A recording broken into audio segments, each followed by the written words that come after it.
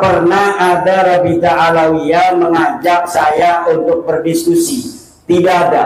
Yang ada saya ngirim surat kepada Taufik Segaf untuk diskusi, tapi dia tidak mau. Saya sudah kirim surat kepada Rabita Alawiyah untuk berdebat dengan saya. Di Banten difasilitasi oleh Kuncen Sultan Banten untuk berdebat antara saya dan Rabita. Rabita tidak bersedia datang, yang akhirnya saya tidak datang. Jadi kemudian saya datang ke Pasuruan, difasilitasi oleh Kiai Ali Badri Masuri. Katanya mau diajak diskusi oleh Taufik Segaf, saya yang fasilitasi. Saya datang ke Pasuruan ke rumah Kiai Ali Badri, yang kata dia Taufik Segaf adalah teman dia. Akhirnya saya datang, tetapi Taufik Segaf, ketua Rabita Alawiyah, tidak mau. Kemudian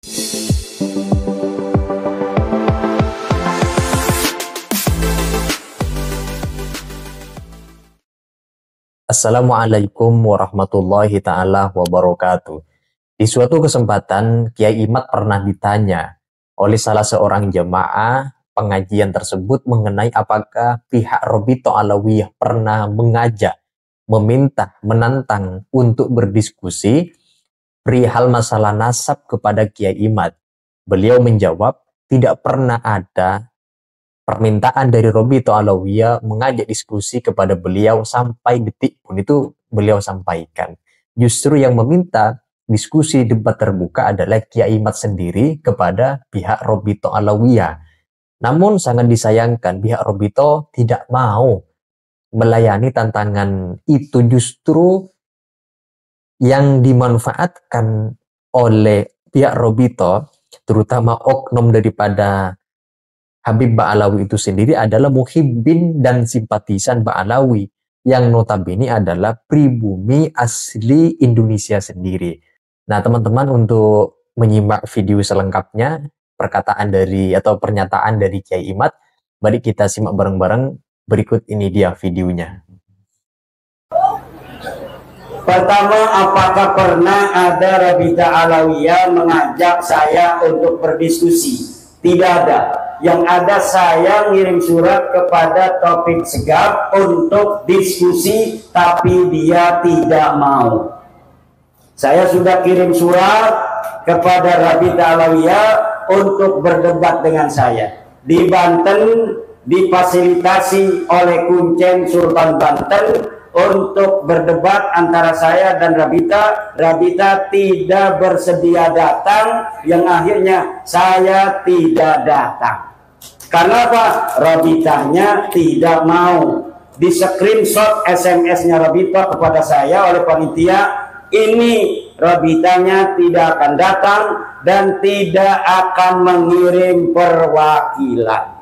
Itu. Jadi kemudian saya datang ke Pasuruan, difasilitasi oleh Kiai Ali Badri Masuri. Katanya mau diajak diskusi oleh Taufik Segaf, saya yang fasilitasi. Saya datang ke Pasuruan ke rumah Kiai Ali Badri, yang kata dia Taufik Segaf adalah teman dia. Akhirnya saya datang, tetapi Taufik Segaf, ketua Rabita Alawiyah, tidak mau. Kemudian yang kedua, pertanyaannya apa itu, Ki Bang Hozin? Yang kedua, YouTube Dr. Hanifah itu dokter palsu, tidak ada orangnya. Jadi akun fiktif, gambarnya cewek cantik, itu gambarnya orang Arab itu. Kemudian diambil, dikasih nama Dr. Hanifah, padahal orangnya tidak ada. Saya sudah cari mana nomor teleponnya untuk melayani tantangannya tentang 1,6 miliar. Jadi dia bikin narasi tentang pembelaannya kepada Ba'alawi, tetapi tidak bisa dihubungi. Kenapa tidak bisa dihubungi? Karena dia akun palsu. Orangnya tidak ada, fotonya foto palsu. perempuan itu ininya fotonya itu. Hanifah itu foto perempuan cantik sekali. Kenapa saya semangat itu ingin berdebat dengan dia? Karena lihat fotonya. Mudah-mudahan saja fotonya sama dengan aslinya. Ternyata diketahui akunnya akun palsu, akun fiktif. Untuk yang pertama tadi Bapak Turimin, solusinya tadi sebelum kesini dari jam 9 kurang lebih kami mengadakan diskusi, makanya suaranya habis begini karena semalam ceramah, kemarin ceramah sampai sore, hari ini ceramah juga diskusi. Tadi jam 9 sampai jam 12 itu belum selesai tadi, karena saya hati selalu kebayang Yai Wahid ingin segera bertemu, jadi lagi ngomong Kang Moki saya cubitin terus, diam, kita harus ke sana, ke Cilacap sekarang. Ini kan Bagus Mogi, ketua kita Bapak Kesultanan Banten, lagi diskusi, saya cubitin agar kita langsung berangkat ke Cilacap untuk bertemu dengan pengasuh pesantren Al-Huda dan Yai Wahid. Apa topik diskusinya? Mencari solusi, sama dengan Bapak. Bagaimana solusi tentang masalah nasab ini? Apakah solusinya hanya menjadi kajian ijtihad seperti orang kunut tidak kunut, yang kunut silakan kunut, yang tidak kunut silakan tidak kunut? Apakah kajiannya adalah kajian maslahat? Dihitung maslahat dan mudaratnya orang-orang yang mengaku keturunan Nabi, bagi masyarakat umat Islam mudarat apa manfaat? Di dalam kajian itu kemudian ditemukan berbagai macam dinamika diskusi, bahwa pengakuan orang sebagai keturunan Nabi ini berimplikasi sosial keagamaan dengan umat Islam. Karena umat Islam sangat mencintai Nabi besar Muhammad Sallallahu Alaihi Wasallam, terutama orang Jawa. Dari kecintaan mereka kepada baginda Nabi, ketika ada orang yang mengaku keturunan Nabi, maka mereka tumpahkan cinta itu kepada keturunan Nabi.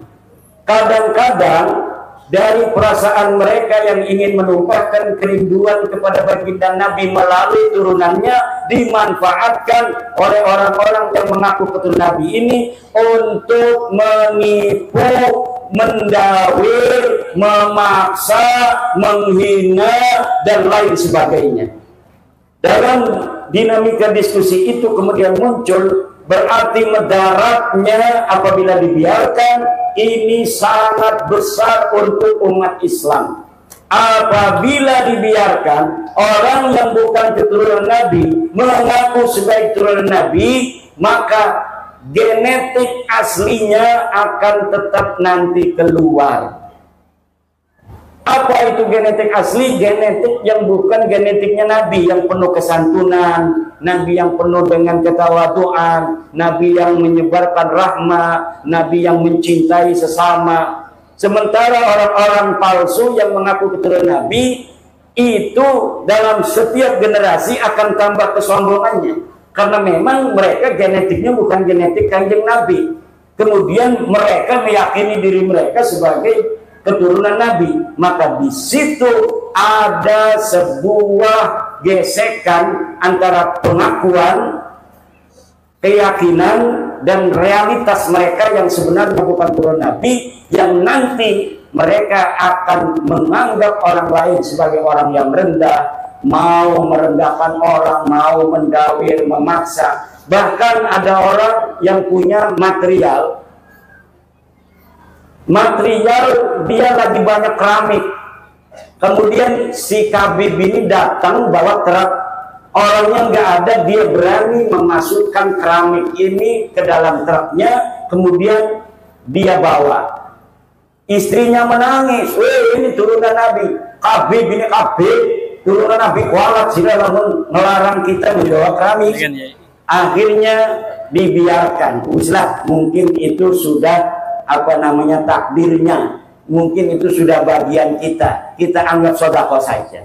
Itu yang terjadi. Kemarin ada orang minta 40 juta di Banyumas. Kiainya udah kesel karena kiainya sudah ngedengerin saya ceramah tentang bahwa mereka Habib itu bukan turun Nabi. Akhirnya kiainya pura-pura jadem. Kiai Ihmad pahlawanku, Kiai Ihmad pahlawanku, Kiai Ihmad pahlawanku. Akhirnya si Habib ini pergi pulang, tidak permisi lagi pada kiai yang lagi jadem itu. Maka kemudian mengkerucut diskusi itu agar negara hadir untuk melarang setiap orang yang mengaku keturunan Nabi tanpa data dan terverifikasi palsu, mereka harus dihukum. Apabila mereka mengaku sebagai keturunan Nabi, ditanya datanya tidak ada, suruh tes DNA tidak mau. Demikian. Oke, tepuk tangan untuk Pak Iman. Sebentar tambahan kepada semuanya, beliau ini Kiai Ihmad adalah Ketua RMI PWNU Provinsi Banten. Iya. Yang kedua juga anggota Lembaga Baksur Masail PBNU. Ketua Komisi Fatwa Banten. Komisi Fatwa MUI Banten. Ketua. Jangan meragukan tentang ke-NU-an beliau ini. NU-nya NU Padikul Arat. Beda kalau dengan NU sekarat. Dan saya sudah ikut dulu di Diklat Sarbanser. Tidak ikut Diklat Sarbanser. Mau pilih gue Apa sebenarnya yang membuat pihak Robito Alawiyah tidak mau melayani diskusi dengan Kiai Imad secara kelembagaan? Apakah benar tidak mempunyai jawaban ilmiah sebagaimana yang diframingkan oleh orang-orang simpatisan dari Kiai Imad itu sendiri? Apakah tantangan itu dianggap terlalu recehan sehingga tidak perlu ditanggapi dan dilayani oleh pihak Robito Alawiyah? Atau ada alasan lain sehingga tidak mau dipublikasi jawaban pastinya seperti apa? Itu saja teman-teman, kalau ada yang ingin disampaikan terkait dengan video penjelasan ceramah Kiai Imad yang barusan kita simak, silakan teman-teman tulis pendapat-pendapatnya di kolom komentar. Sekian dari saya, wassalamualaikum warahmatullahi wabarakatuh.